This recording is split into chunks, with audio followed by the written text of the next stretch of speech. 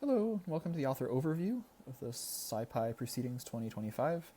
My name's Franklin, I'm with Curvenote, and I'm also a member of the SciPy Proceedings committee. Most of this video is just the live recording of our webinar, but I've just re-recorded the first few slides as an intro here. This video is intended for anyone who's been accepted to give a talk or a poster or a tutorial at SciPy 2025 and who would also like to submit a paper to the SciPy Proceedings.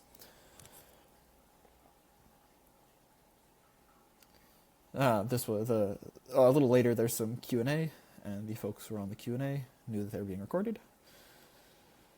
Anyway, this is just an outline of my presentation. I'm going to chat a little bit about the proceedings themselves, and then go through the submission workflow from authoring to submitting and the peer review process. And then there's going to be a little bit of demo and some questions at the end. So our approach from Curvenote and from in the SciPy Proceedings committee is like understanding that science is these days, especially in like the scientific Python world, is full of interaction and computation and all of these cool things that people make during their research.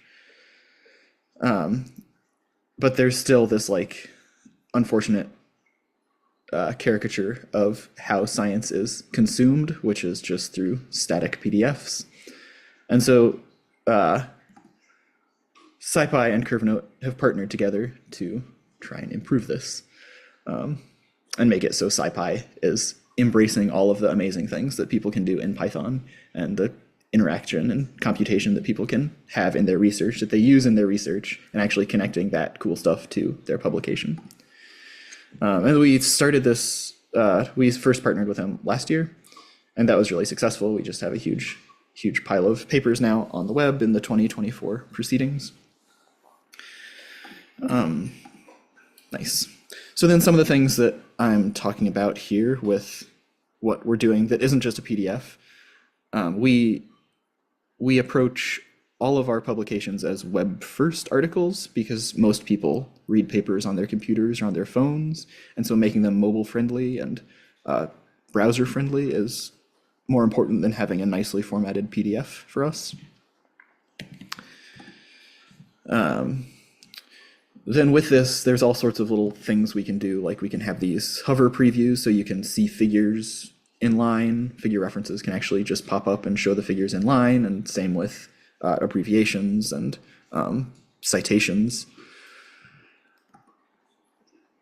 For some code stuff, you can link directly to GitHub code and issues and pull requests. So I think that's really useful in SciPy, where pretty much all publications will also have Python code associated with them. And then there's other like kind of basic web stuff, dark mode, and little buttons to just copy code out of papers. We also are able to use Jupyter notebooks.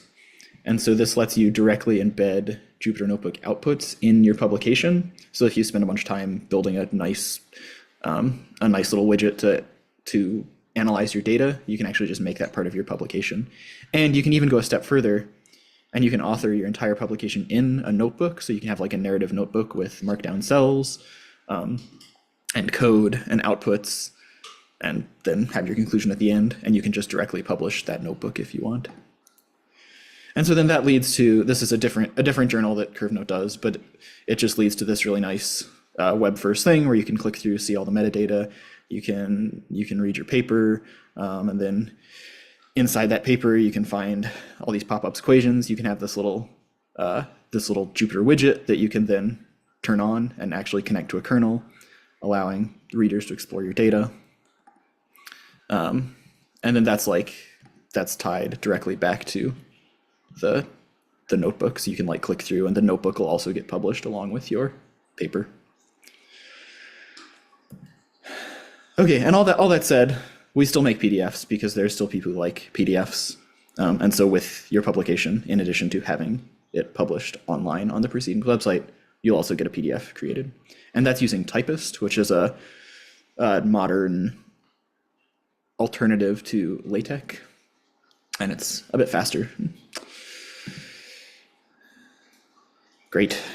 So now I'm going to step into the workflow of what you're actually going to be doing as an author. So all of the authoring uses MyST, which is an open source project. And it consists of a markup language, so it's like the actual text document you write in. It's also a specification. So this text gets parsed and turns into structured data. And so that specification is a MyST specification. And it's also a set of open source tools that you're using to take your MyST markup that you authored and turn it into a website. This kind of shows that idea. So the MyST Markdown, the source can be, that Markdown, or it can also be a notebook. And this shows that you can export from a single source to websites and journals. You can also use that same source to export to templates. And for those, we'll be doing PDFs, but there's also Word and LaTeX templates. And that all uses the same underlying machine-readable structured data, which is both like the front matter, like authors and affiliations, and also your entire paper is machine-readable structured content. Getting into Markdown a little bit. So MyST Markdown is an extension of Common Mark, which is the basic Markdown that if you've written in Markdown at all, like if you've written in GitHub comments and made something bold, that's just basic Common Mark. And so these sorts of things are Common Mark. There's little headings, underscores to make things italic, bullet points, quotes, equations in line. This is kind of similar to using equations in LaTeX. And then that gives you these sorts of things. You have your bullets, your headings, your quotes. Where Common Mark doesn't quite live up to what we need in scientific publishing is when it comes to like figures and citations. So in here you have an image and you have like a little italicized figure caption, but then like this thing, the C figure 1, that's just text. And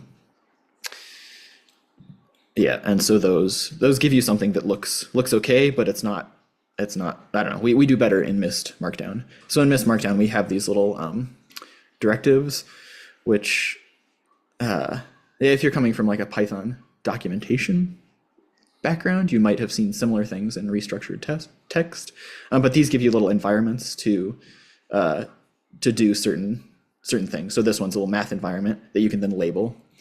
You can do math in line. This is rather than having an image, you can actually use a figure directive and give it your image. You can give it a name with a caption. You can give it like alt text in here.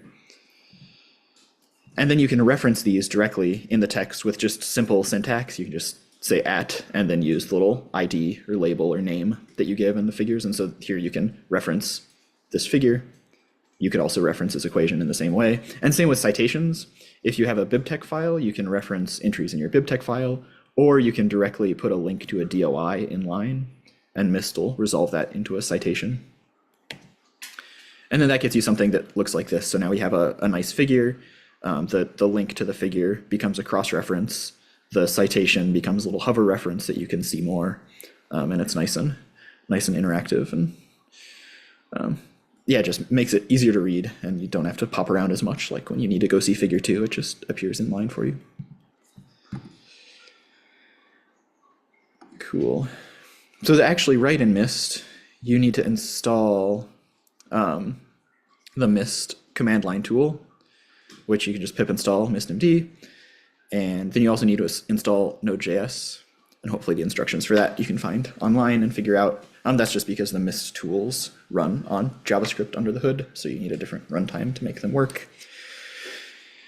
The first step then, the second step, I guess, after you install those tools is to fork the SciPy Proceedings GitHub repository. So all of the authoring and submitting papers and reviewing happens in GitHub. So if you don't have a GitHub account, you'll need a GitHub account.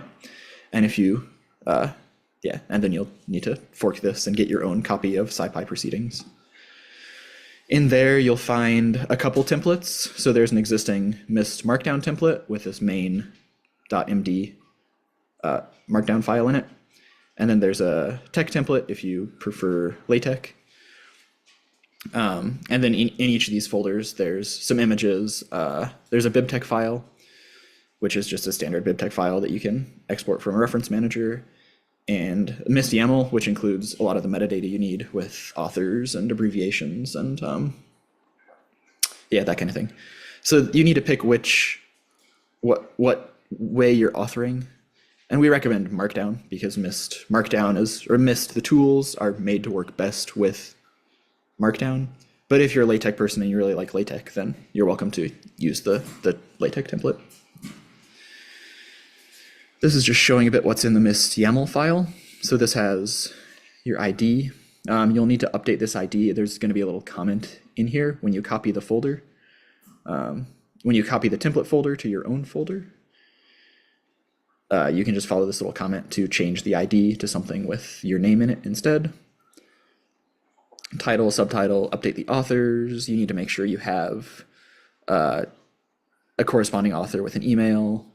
And keywords are nice, abbreviations are nice, affiliations, all that good stuff. ORCIDs are great. We like unique identifiers, and that lets authors identify themselves uniquely across anything that they author. You can create an ORCID for yourself if you don't have one yet.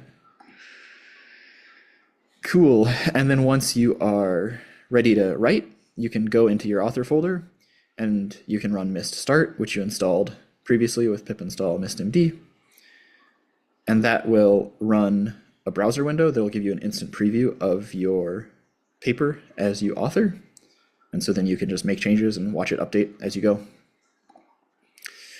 Cool. So I'm going to try to step out of PowerPoint mode now and just show a tiny demo of that, which the little animations showed. But yeah, here we go. So I've already forked the repository into my own FWKOCH GitHub, and it's local, and so I need to copy this folder. I want to use a MyST template. So let's see, we can just see if this works. MyST template copy, does that have everything in it? Amazing. And so now I'm going to rename this to Franklin_KOCH because that is what the instructions recommend. Folder should be first name, last name. That's a little bit flexible if you'd rather. If you're writing as an organization or something, you can do something else, but it needs to be unique to yourself. Okay, great. And before I do too much more here, I'm going to do what I said. So I'm going to change into this new directory I just made, and I'm going to do MyST start. And so that has a couple warnings and stuff, but that's okay. And then if we refresh over here, so this is now a live preview of my paper, of the template paper for now. Cool. And so let's just make a few changes. I'm not going to go through a ton here, but like, okay, we don't want Caesar to be the first author. That seems a little bit silly. So I'm going to make myself the first author and put in my email. And if I save this, then it should, look at that. So it updated and there's me. It still has some nonsense affiliations there. I don't really want those. So we can just make this Curvenote maybe. And we can also maybe make it SciPy Proceedings. Nice. And then my ORCID, got this all prepped so I could put in my correct ORCID just to set a good example. Let's see. Put that in here. And then let's delete all these other silly authors. Great. And there we go. I'm the corresponding author with my little email address. Maybe we can also add Steve here, just for the sake of having someone else. Maybe I'll spell my name right. And then put in Steve. And he doesn't need an email. I don't know his ORCID, and he's only Curvenote. There we go. Look at that. And we'll save again. Anyway, cool. That's, yeah, we won't go too far in there. Maybe we'll add one more thing here to the metadata. So we have this nice like MyST abbreviation here. but maybe, I don't know what CLI is. It would be nice to not assume that people know what CLI is. So let's just say that's command line interface. Great. And now that gives you a little hover preview of that abbreviation. And then, of course, all right, we can go in to our actual text and we can make some changes. Let's save that quick and we can see that appear. Wonderful. Then one more thing. Let's maybe reference our figure, one of our figures. I think it's, well, we'll make sure we call it the right thing. So if we scroll down, we can scroll down here in our preview. Figure 1. Okay, let's see what figure 1, the label is for figure 1. If we find it in here. Nice. All this good stuff. I don't know. The template is set up to have a lot of different example types of content. This is the caption. So this guy is labeled fig stream. So we'll go ahead and put in a cross-reference there and save that. And then if we go back to the top here, we can see this little cross-reference there, which does the hover thing that I showed in my animations. Nice.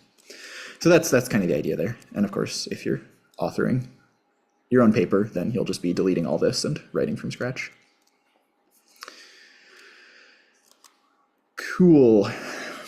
I think I'm going to go back in over here for now. So yeah, just to talk a tiny bit about LaTeX.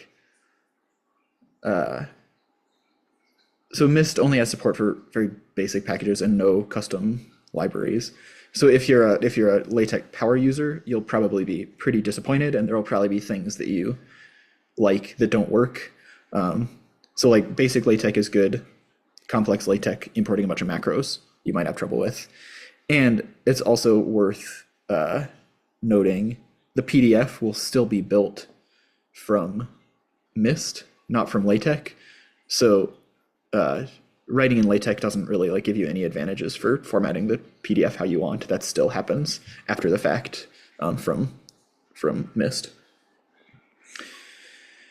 Jupyter Notebooks, on the other hand, we would really encourage you, actually, if you are interested in submitting a Jupyter Notebook as your manuscript or as supplementary material, to do that. We didn't do that for the proceedings last year because we were just getting started and just kind of seeing how this whole process went.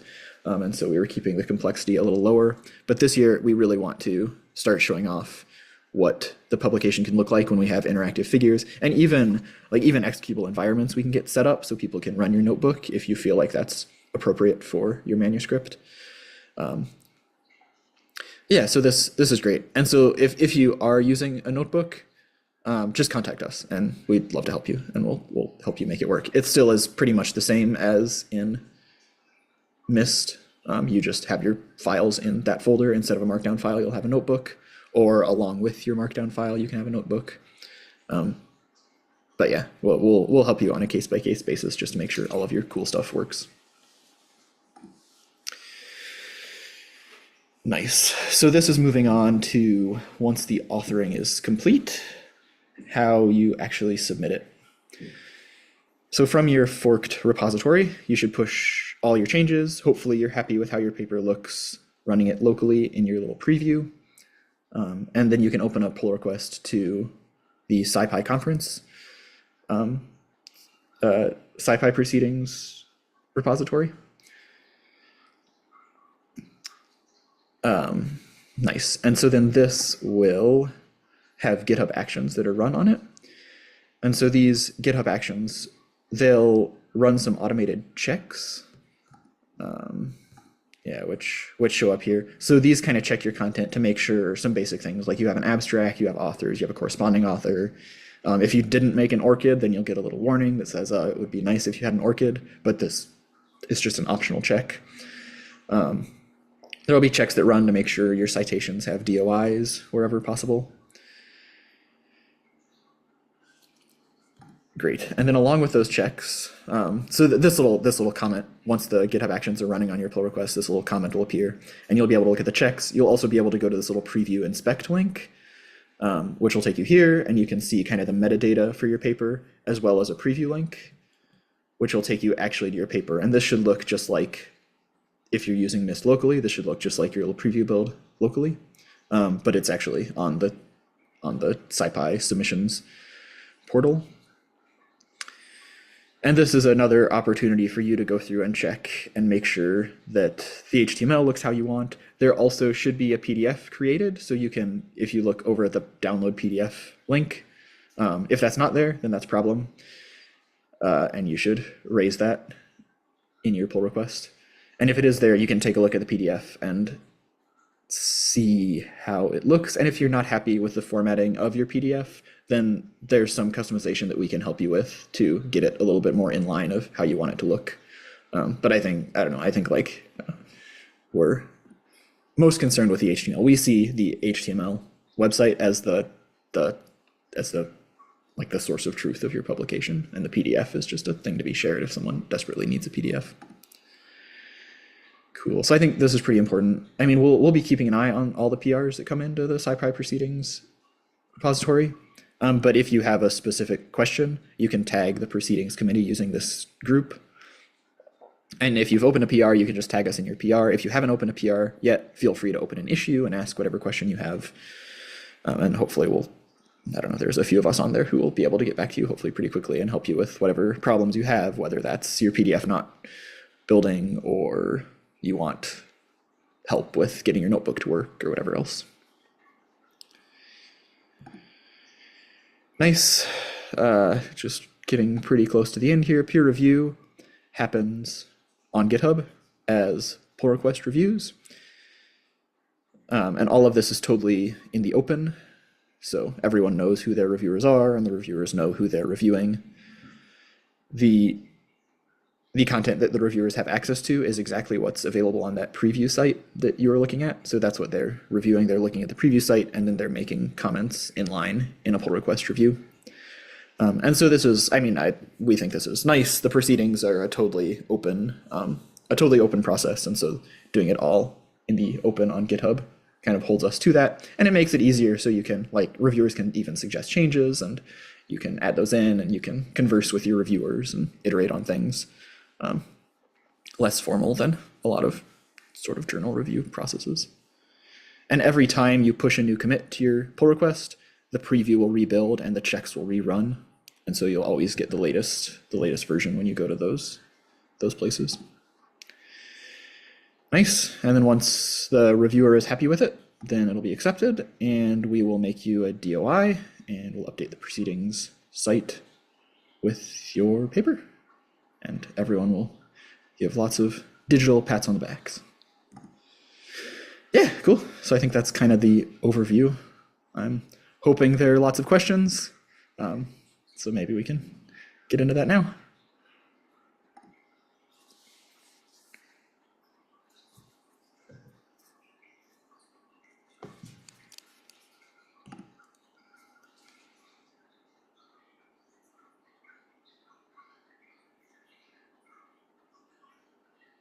But yeah, feel free to unmute for a second, and if you've got a question you want to ask. Otherwise, like say, just type your question in the chat. Thanks for the run through. Good. Yeah, of course.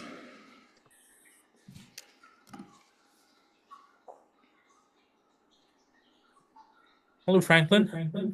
Hello. Can you hear me? Yep. Okay. I just wanted to ask you that what's the best email address or contact number to reach out to you? I have several questions that I would like to follow up on.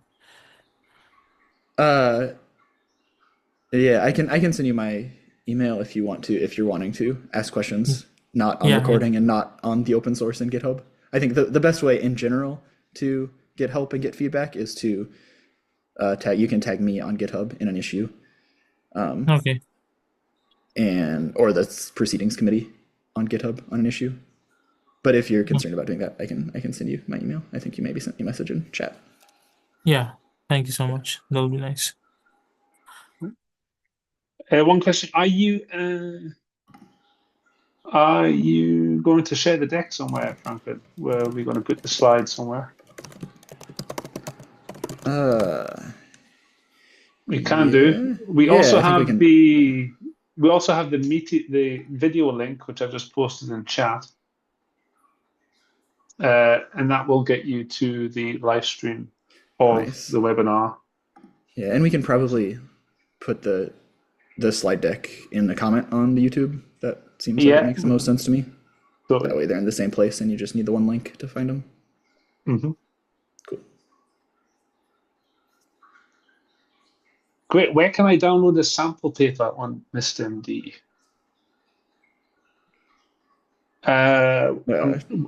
What do you mean by that, Nico? As in terms of you want some sample content?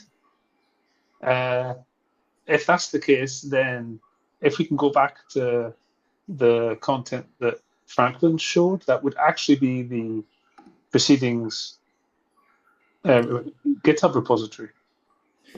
Correct? Yeah. So I think like what I was showing was just SciPy Proceedings was just this one. So this is where the templates are. I think if you want information about MyST, then this website is pretty good, and like the search functionality is quite good for like specific features if you have questions about how to author.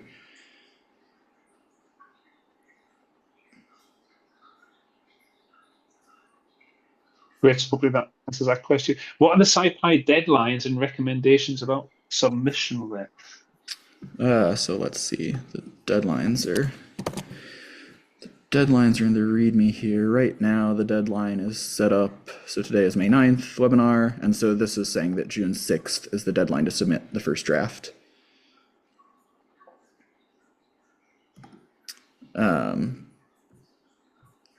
Guidelines for length. What is the check set to? Is there a total word count? Yeah, maybe. I don't know. Let's take a look at one of these. Let's see. I was doing a test submission, so maybe we can look at the checks here, see if there's a word count here on the checks that passed. Word count. Word count. So let's see what this says. Document is a good length. Okay. Well, we can figure out what that's set to. Yeah. We'll find out. Is there a hard threshold? Yeah, I don't think there's really a hard threshold. Like, I think probably it would be best to just look through the, like the last year's proceedings, and kind of just get a feel for how long they are. Yeah, I think that, I mean, there's no like page count threshold or anything like that because it's all just online. So I think it's just a matter of like what you need to tell your story and like keeping in mind that the people doing reviews are going to do a better review if there's less content to review, I guess. Yeah. So I think the kind of qualitative limits are more important than any specific quantitative limit.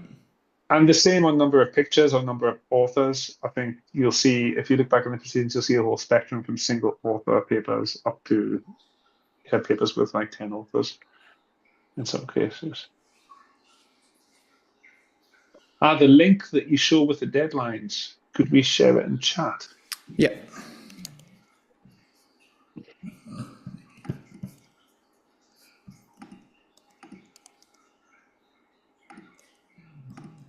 Just go back here. Okay. Well, this is the README directly. Chat.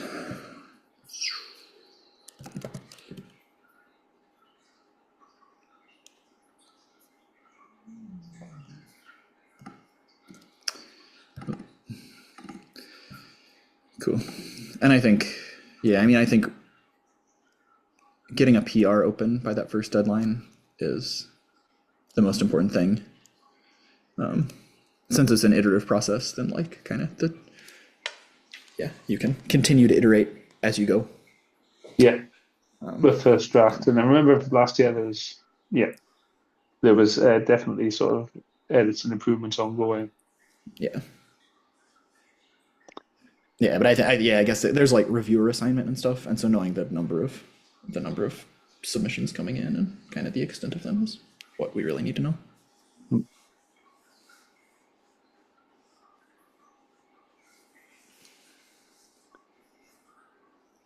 Great. Any more questions? Anyone? I have a quick follow-up. Wanted to know that if I so our proposal for tutorials got accepted. So for those who are doing presentations on tutorials and workshops, for those, do you think we need to also do this abstract submission through proceedings, or is this just for those publishing through Yeah, SciPy? this is totally separate from giving a tutorial or giving a Okay, talk this is or doing a okay. poster. It's optional. Everyone who's accepted to do those has the option of getting this publication out of it and getting a DOI Okay. for it, and just having something that they can share that is published to SciPy. But it's totally optional and totally separate. Okay. Thank you so much. Yep.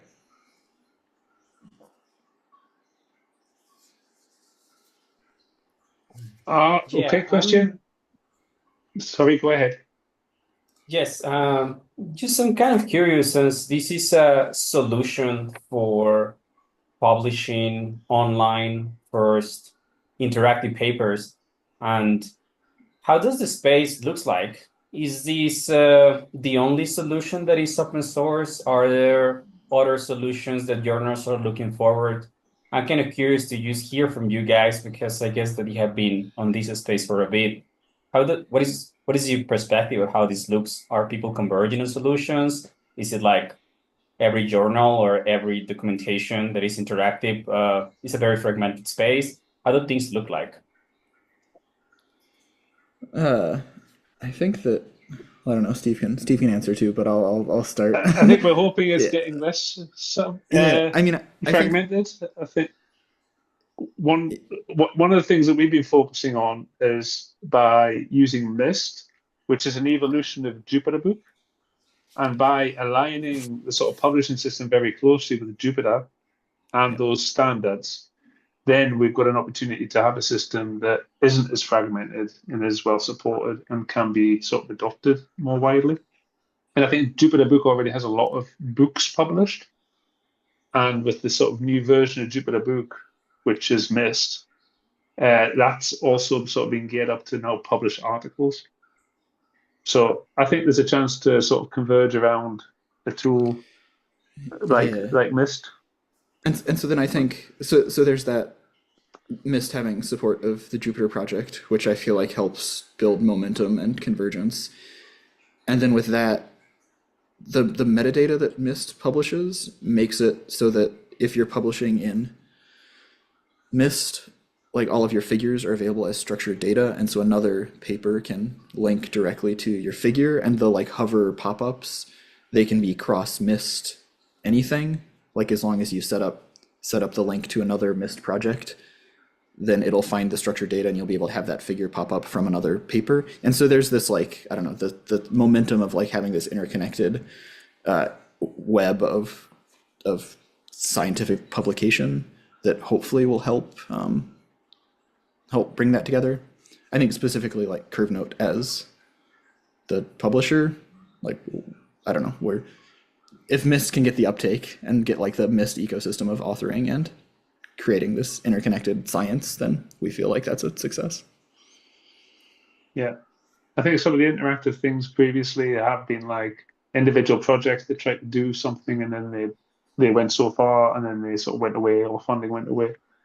And with MyST, there's the opportunity for like it to run on the infrastructure like Curvenote does, for it to run statically, for it to be published in many different ways.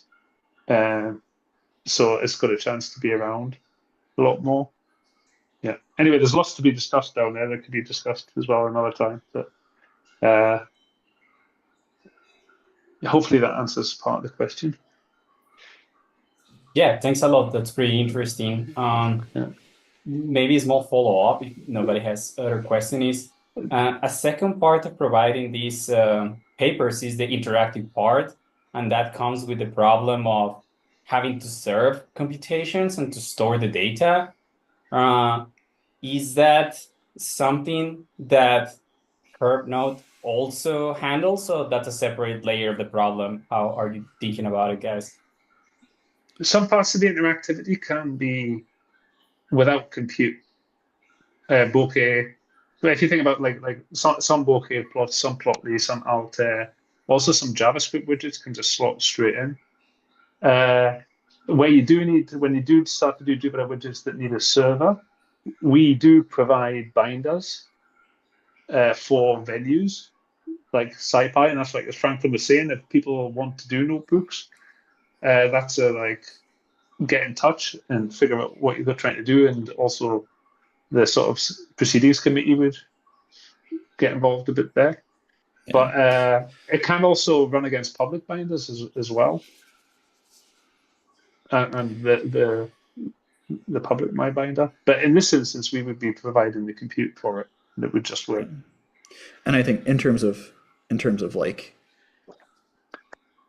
huge data storage and like intense computational resources, like I don't know, for HPC sort of stuff, Curvenote doesn't do that. So that would be us helping you use our tools to like build widgets that can connect back to your data if you want, or yeah, figuring out other ways to create a publication out of your data. That yeah doesn't need those directly in the publication. Yeah.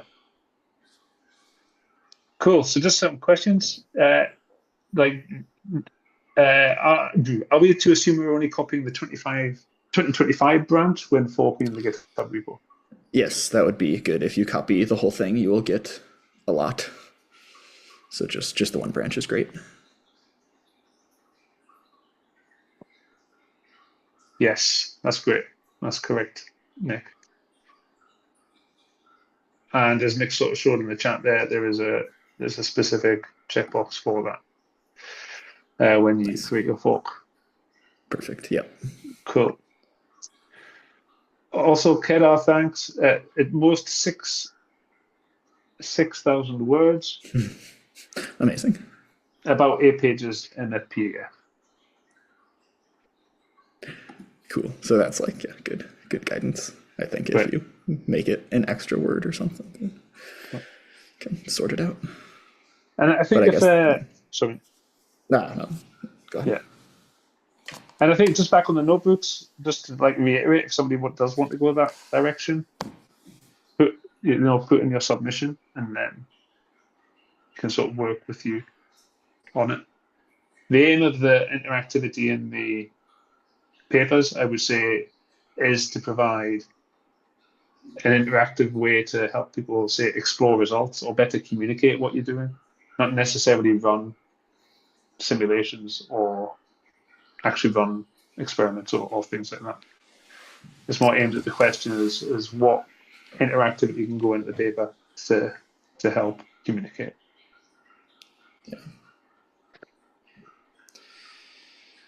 Yeah, it's a complicated thing because it's nice to give authors freedom, but it's also nice to be forced to just make a single picture to tell your story. And so the more work you put into making a nice interactive thing where people can explore your results, the more people get out of it. I get there's also another note. So the MyST template is built around just a single file in here. If you have other like supplementary notebooks or supplementary markdown files, if you throw them into this folder, then they should just like build as part of your website.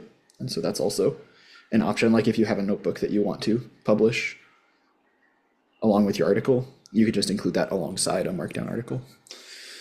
I don't know if that is helpful for anyone, then that's a possibility. And if that notebook is executed, when you save it, then all the outputs will also sort of come through and be visible. Yeah. And then you can sort of, if you like, define a table of contents, and that gives you control over the layout a bit more. And like Franklin showed, the mystmd.org website is full of like examples and explains how to sort of build up that web-based article.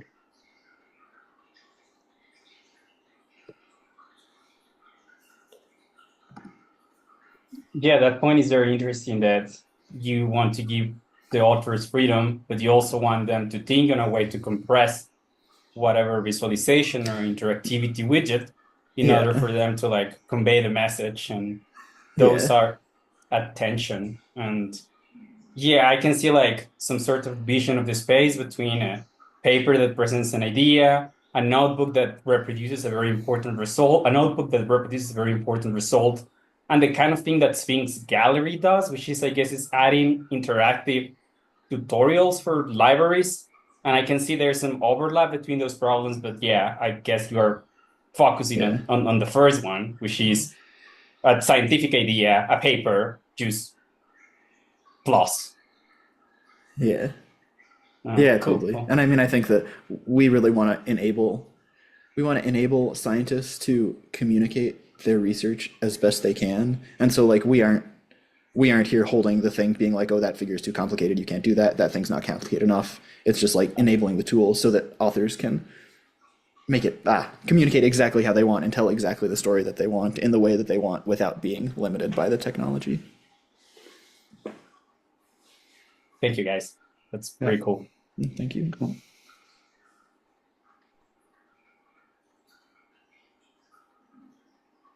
Great. So any last questions before we wind things up?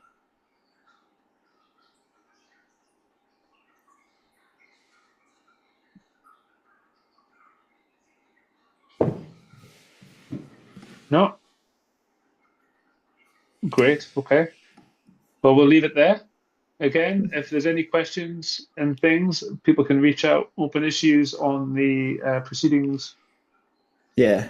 GitHub repo is a great way to we'll get. keep an eye. Any issues you open, you don't even need to tag us. We'll see and we'll get back. And so feel free to ask whatever questions you want. Great. Okay. Thanks, everyone. Amazing.